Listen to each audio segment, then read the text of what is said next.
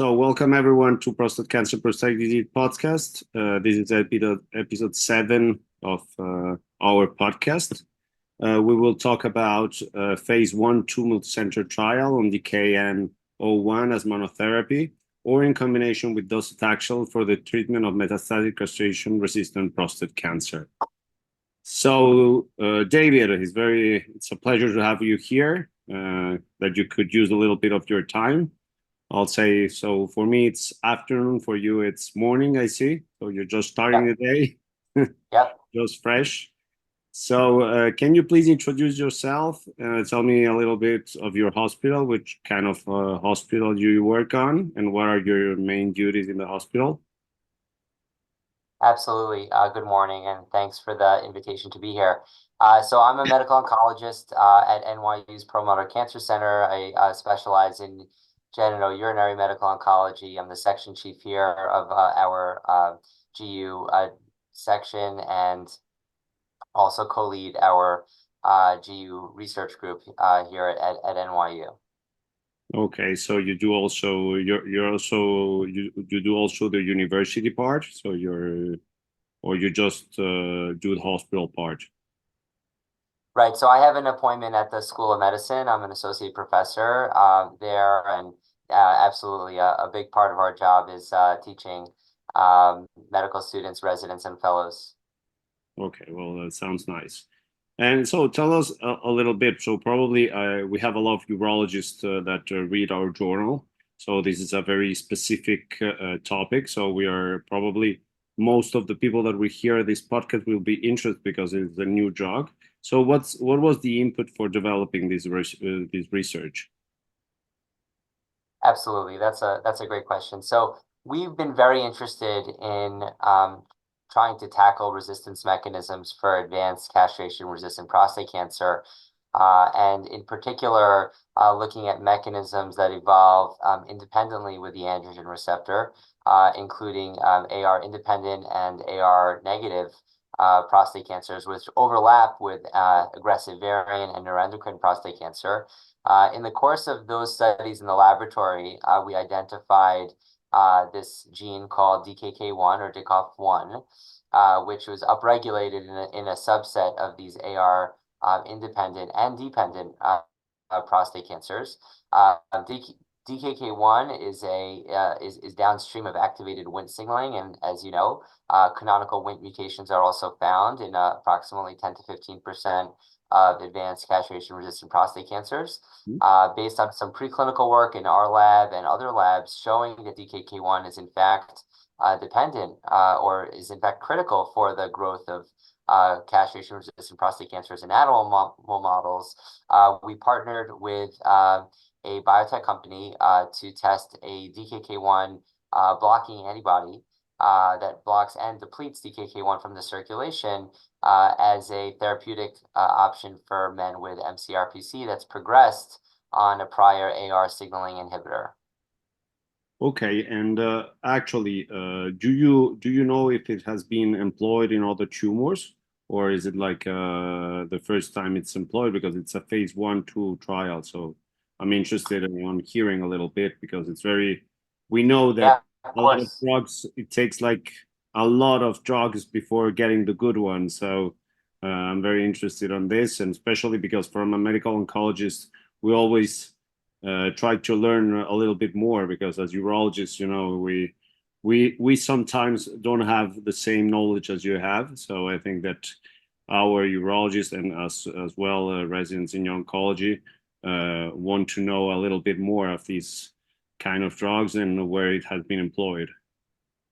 Sure. So actually, from the time that we first identified this target, and from the thought process, just to give you a window into that thought process of how we chose this target and why we moved forward with it, we were really coming from a clinical lens. So we were really trying to specifically look at targets for which there were already safe and available therapeutics that had already been through phase 1 clinical trials that we could essentially repurpose and use for prostate cancer treatment. And DKK-1 really checked that box because this antibody, DKN-01, had already been tested in phase 1 studies in lung cancer and gastroesophageal cancer, and had already been shown to be very safe and already had evidence of even some monotherapy efficacy, including in patients with Wnt mutations, which was particularly interesting to us because of that pathway and its involvement in prostate cancer pathogenesis as well. And so the agent actually continues to be in trials, both as monotherapy, but mostly in combination with chemotherapy, with immunotherapy, and other cancer types, particularly in gastroesophageal cancer. And so prostate cancer was one of the spheres where the company agreed that there was robust scientific justification to launch an early phase clinical trial. So, and let's go to the heart of the podcast. So, what did you do in your study, and what were your main findings? So, of course. So what we decided to do is design a trial that was focused initially on the subset that we identified to be biomarker positive. So we developed an assay for DKK-1 expression in tumor samples, looking at RNA expression specifically. And so we developed an in situ assay for DKK-1 expression, and initially planned to do a study that was focused on those patients that were DKK-1 positive, or for patients where we couldn't get sufficient sample who had clear mutations in one of the canonical Wnt signaling genes, typically APC, loss of function mutations, and activating mutations in beta-catenin are the most common. So that was the study population. We broke it down into two different cohorts. One cohort that was taxane exposed, and one cohort that was taxane naive. And essentially, in the taxane exposed cohort, the design was to treat patients with DKN-01 monotherapy. In the taxane naive cohort, the design was to combine docetaxel with DKN-01 as in a combination regimen. The rationale for that combination was based on prior observed good tolerability, combining DKN-01 with paclitaxel, a related taxane in other cancer types, and the fact that we're really treating a cancer subtype here with relatively more aggressive features, a lot of overlap with an AR low biology, and where we felt that chemotherapy would provide a nice additional therapeutic benefit. So that was the study design. It was initially a phase 1 dose escalation where we identified the safe dose, and we did find that the 600 milligram dose, which is the highest dose needed to adequately deplete DKK-1 levels, that dose was safe on its own and safe in combination with docetaxel. And then we continued in the phase 2 dose expansion at that dose, and we really did not find evidence of single agent activity with DKN-01. And there was combination activity with docetaxel, where we did see responders both in patients with AR-driven disease and in patients with neuroendocrine prostate cancer. But we did not ultimately find that the durability of response that we observed really warranted further study. And so we terminated the trial at that point. Okay, so and what are the side effects of this? I mean, if I'm right, it's an immunotherapy at the end of the path, right? So what kind of side effects do you have, alone or in combination? Yeah, so in fact, we really saw very good tolerability. We were initially hypothesizing an immunologic mechanism, and so we were anticipating some immune-related adverse events, but we really did not see any classic checkpoint-related toxicity. We saw mostly fatigue and taste changes, but low grade and manageable. Much of the toxicity in combination with docetaxel was likely docetaxel related rather than DKN-01 related. Okay, and so with this negative, because it's a negative trial, do you think that there is a place still for other types of settings? Meaning maybe it's not the right setting, or you think that this is just something that maybe won't work for MCRPC? Yeah, it's a great question, and we really try to learn from negative studies and use that to guide and design the next generation of studies, of course. This was a trial where we did see, quite a few responders. We had, 5 out of 7 combination patients had a response, so, over a 70% response rate.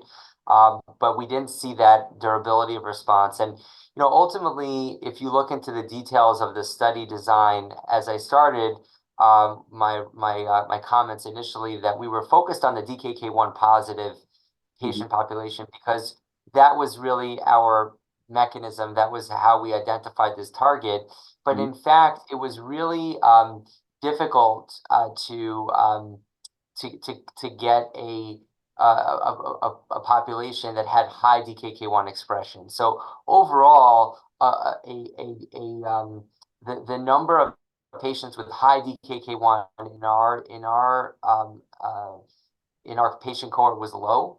And based on some other studies with DKN-01 that have been done in parallel, we really have a sense of that the threshold of DKK-1 expression that might be needed to observe the optimal activity of this agent is probably an H score above 35. And we Mhm. saw a very low, less than 10% of patients having that H score, which really didn't give us, I think, a robust enough number of patients to really be sure of what the activity of this agent is.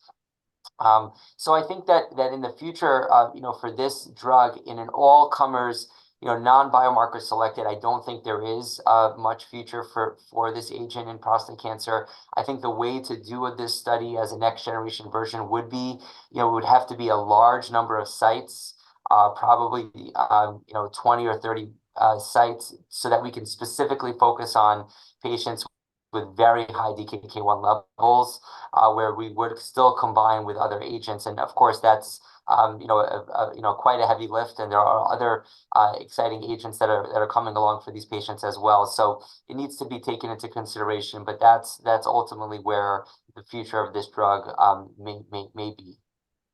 So normally, I mean, this is really a target therapy actually, because as you say, you're really going into the features of different tumors, and that's something that we've been hearing for a long time, that we will probably personalize treatment for each patient. So what I really think is that your study, probably as you said, maybe now that you said that you don't have these high levels of DKN-01, maybe that's one of the reasons, because it didn't work. But what do you think that it's really lacking in the literature on this subject? Because, we're getting into immunotherapy right now in prostate cancer. So we were very much concentrating on androgen receptors. So a lot of drugs were developed. Now we have like a lot of drugs to treat prostate cancer. But maybe we're a little, we're not yet to the point that we can do a target therapy like we do in renal cancer.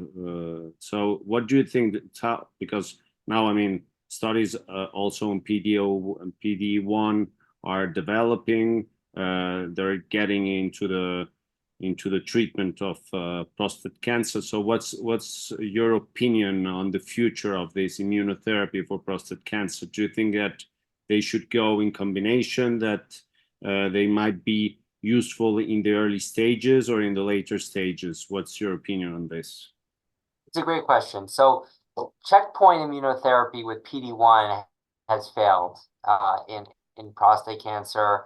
Um, 2 large phase 3 trials have failed, both with PD-L1 and PD-1 inhibitors in the MCRPC setting, and as well as in the MHSPC setting.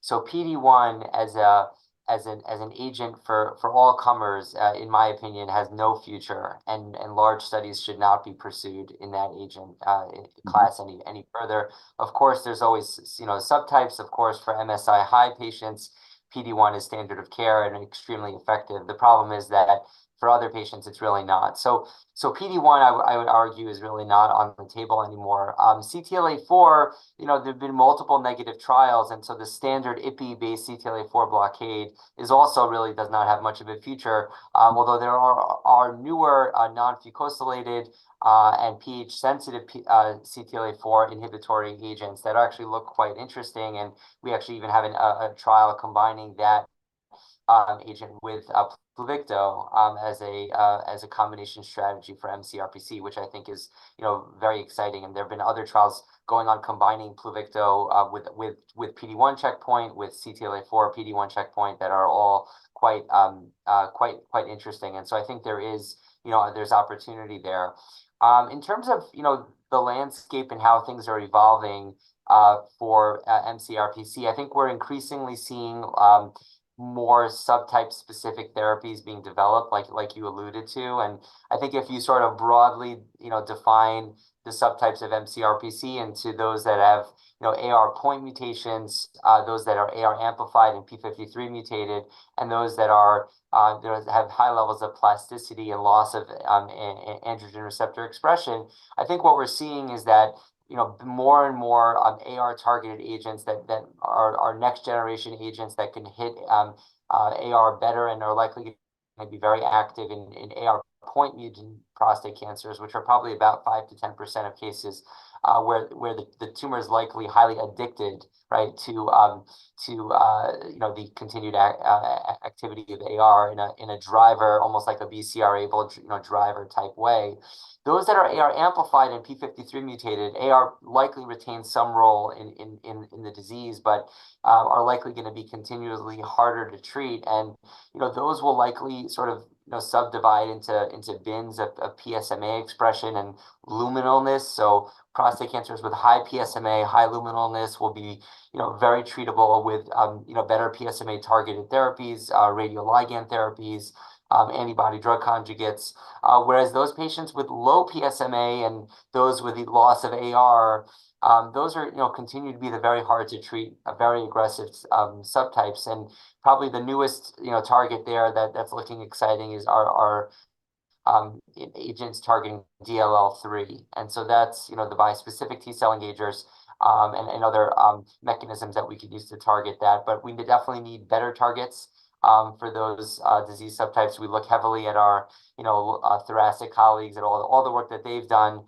and also borrow some of the targets from small cell lung cancer, which really overlaps from a biological standpoint. So a lot to cover, a lot of exciting drugs that are moving forward. So the last thing that I would like to know from you, your personal view, because now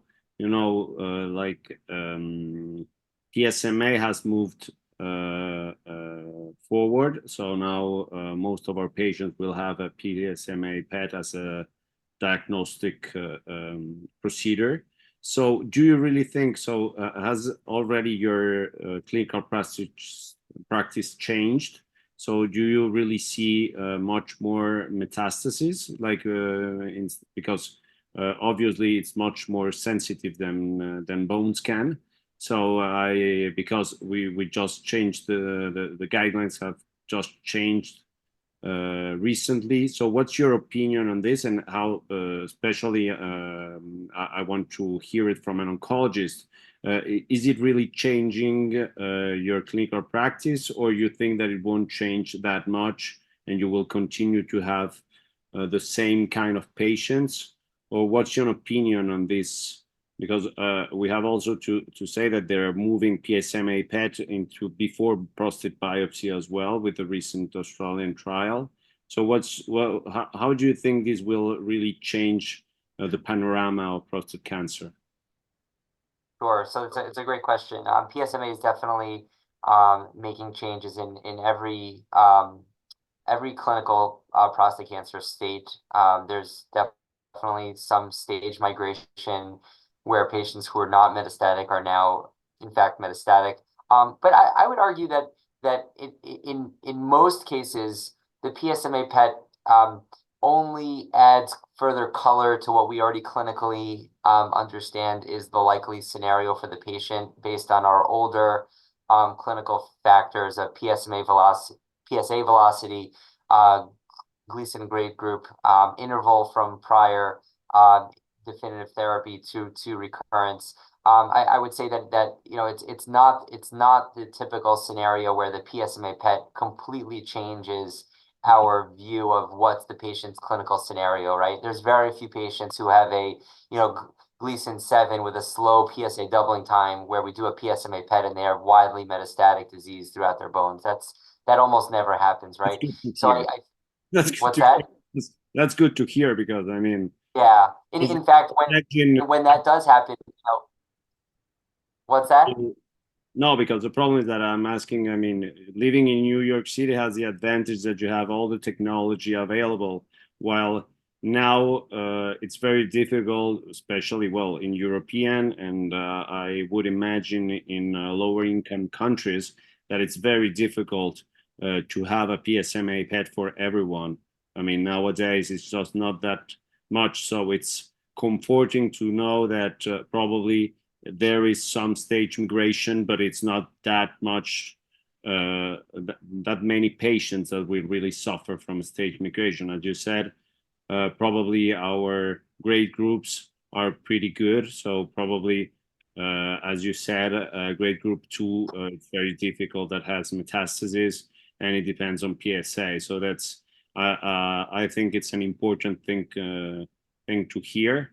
And well, I think that this is very nice. I always like negative trials because it means that you just not always have to find the solution.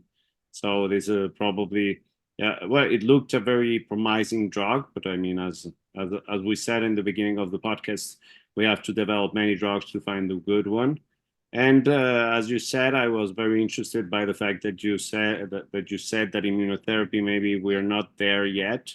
So probably on immunotherapy and prostate cancer is still a very long road. Probably, it's a different kind of tumor. It's multiclonal, so very often, I mean, to target only one receptor may not be the right way to approach prostate cancer because it has a completely different physiopathology than other tumors.